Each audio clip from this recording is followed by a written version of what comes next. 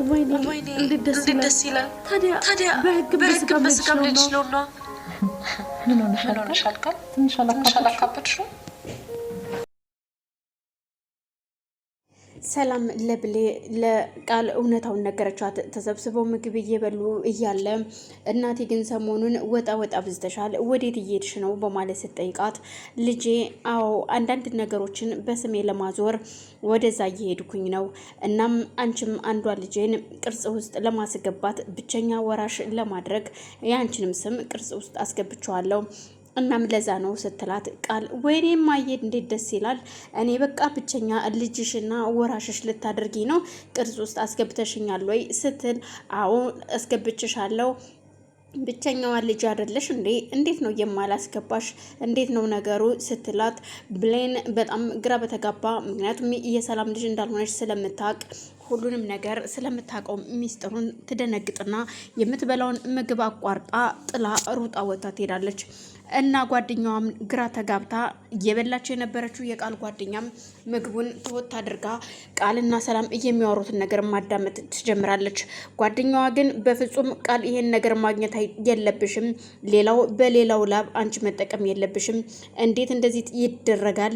ሁሉን ነገር አፍርጬ እናገርና ይቺ ምስኪን ልጅ ሰራተኛ እየተባለች ስም የሚወጣላትን ብሌንን ትክክለኛ የሰላም ልጅ እንደሆነች መናገር አለብኝ በማለት ዞር አርጋ አንገቷን ታወራለች።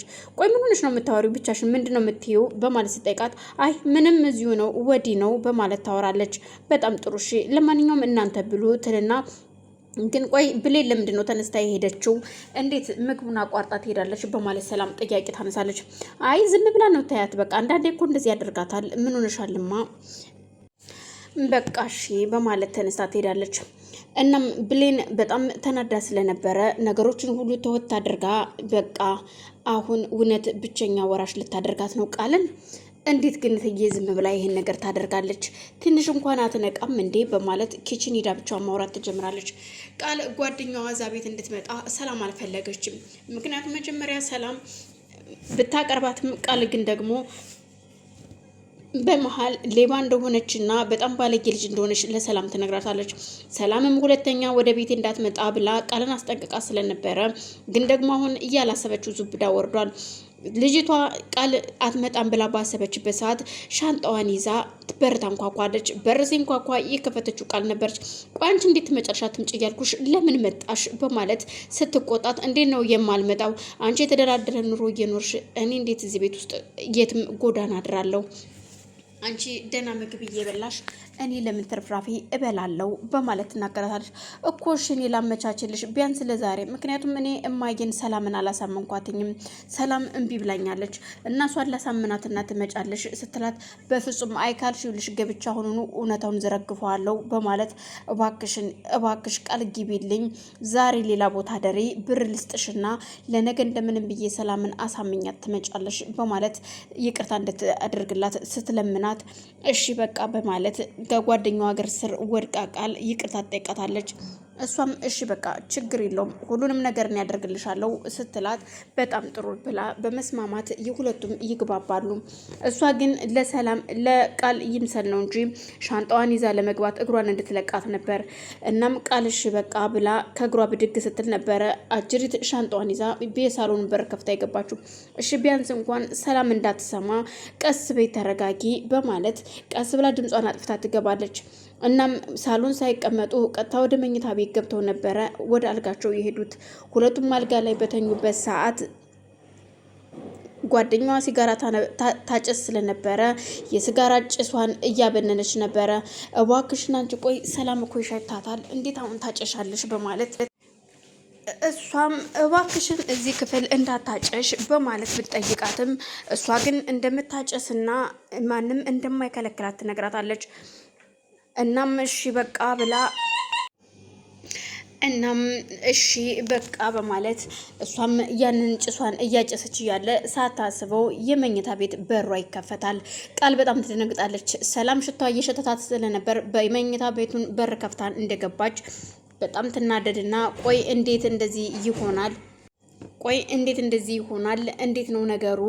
ምን እያደረጋችሁ ነው? ጭራሽ ሲጋራ ጭራሽ ሲጋራ ይዛችሁ መኝታ ቤት ገባችሁ፣ አንቺም እያጨሽ ነው ማለት ነው በማለት በንዴት ሰላም ቃልን ትናገራታለች። ቃልን በጣም ተናዳ ስለነበር አንቺ ግን ቆይ ምን ሆነሽ ነው እየነገርኩሽ ይኸው አሁን ሰላም በቃ ይሄንን አይታለች፣ በምንም ነገር ልታምነኝ አትችልም፣ እኔም የማጨስ ነገር ነው መሰላት በማለት ትናደዳለች። ሰላምም እሺ ቃል እኔና አንቺ ነገ እናወራለን በማለት በሩን ዘግታባቸው ወጥታ ትሄዳለች። ድጋሚ ልጅቷም ልትለኩስ ስትል እንዴት ድጋሚ ትለኩሽዋለሽ አንቺ ግን ቆይ ምንድንሽ አሁንም ልታጨሽ ባልሆነ በማለት በእጇ የያዘችውን ሲጋራ ተቀበላትና በሻውን ዞር በይ በማለት አንቺ ግን የማይገባሽ ነሽ ሰው ሲናገርሽ በማለት ሲጋራውን ትጥልባትና ትተኛለች። ዳግም እናትህ ገነት ነች ብሎ የደወለለት ጋ ይደዋወልና በጣም እንደሚያመሰግነው ማግኘት ፈልጎ አግኝቼህ ላመሰግንህ እፈልጋለሁ ሳሚ እባክህን ሲለው ምንም ችግር የለውምና ልንቀጣጠር ያው የተለመደው ቦታ ላይና ይለዋል።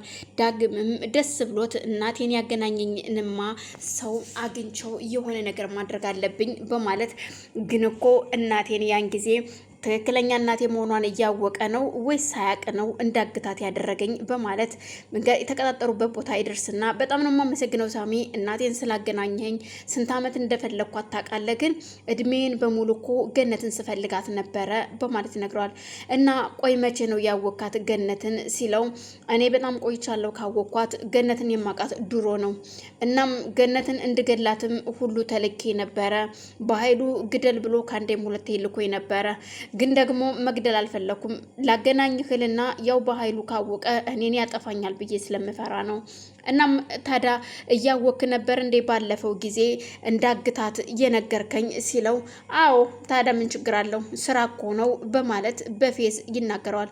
እኮ እኔ እናቴን ሳላቅ እናቴን እንዳግትና እንድገላት እናቴን እኮ በዛን ሰዓት ደም ግፊት ስለነበረባት ሞታብኝ ነበረ፣ አንተ የተረገምክ እናቴን እያወክ እንድገላት ያደረከኝ በማለት እሱም እጁን ሲሰነዝር ወንድ ነሃ እኔን የምትማታ ማን ስለሆንክ ነው ይለዋል። እናም ወንድ ከሆንክ እስኪና ሞክረኝ በማለት ያኛውም ሁለቱም ግብ ግብ ሲገጥሙ